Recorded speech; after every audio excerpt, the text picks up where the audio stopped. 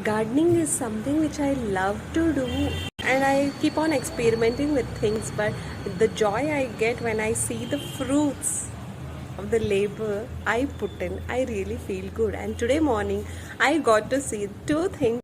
I really feel like sharing it with you all. Come over. I just read somewhere that we can try with the beetroot root that was left after it was cut. I tried this and see the leaves are growing.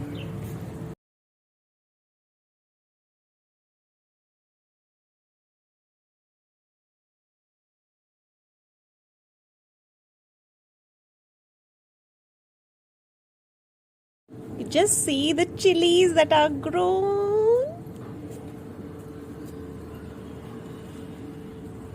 See? Aha.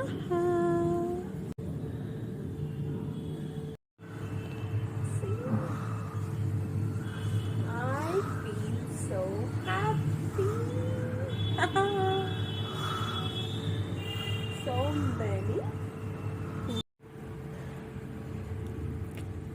varieties of chilies with varied sizes and shapes. Yum.